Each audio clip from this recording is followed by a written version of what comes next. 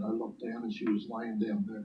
I thought she fell. Robert Shin came home from grocery shopping and soon found his wife of 37 years here out in the back of the home, down the basement steps outside. So you weren't here when she was shot and killed? No. I just looked down and happened to see her. He found out from police she was shot and killed, and their next-door neighbor, the suspect. And he was barricaded in his home for a while until police eventually got him into custody. Later, with a search warrant, detectives found his gun, sources told me.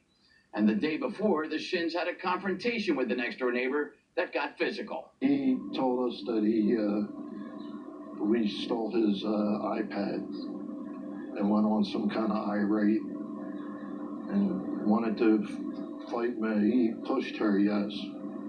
And did the police come? Yes. And what did the police tell you yesterday? I had to fill out a report. He said, I got something for you, and I didn't know. I didn't know he had a gun. Neighbors say the 65-year-old victim and the 64-year-old man in custody had a long-running feud. Him and the neighbor just did not get along.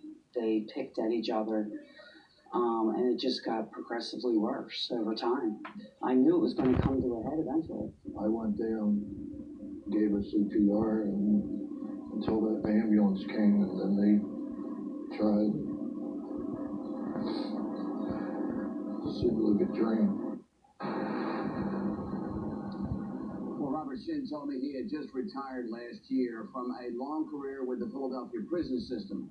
Coincidentally, a place police tell me his next-door neighbor is likely to spend a whole lot of time in from now on himself. Feud between neighbors turning deadly today. This after a 65-year-old woman was found with several gunshot injuries. The suspect barricaded himself inside the home after the shooting, and we're learning police have been called out to this Philadelphia neighborhood numerous times.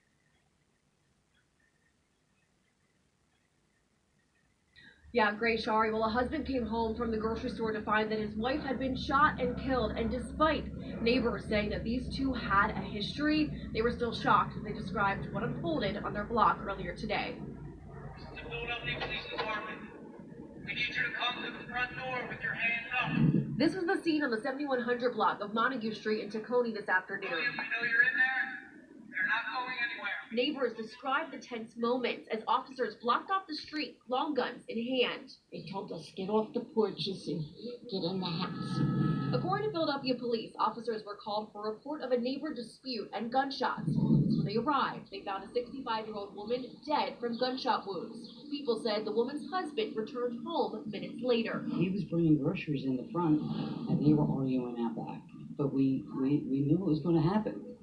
We just knew it was going to happen. I knew he had a gun. He said it. He threatened her, verbally threatened her before. I just feel so bad. No, she didn't deserve that. Shortly after, police say a barricade situation was declared when the gunman refused to leave his home. So it took about 5 times, and then he came out with his hands up, and they put him in a vehicle. Neighbors told Action News the suspect often caused issues with others on the block, including arguments with the woman he allegedly killed. After the police were here yesterday interviewing her, we said he's going to do something. He's going to shoot her. He's going to snap one of these days. And I couldn't believe it when I came home from work and seeing all this and found out that he did. Yesterday, she was on the porch and called the police, and then they left, and today she's gone.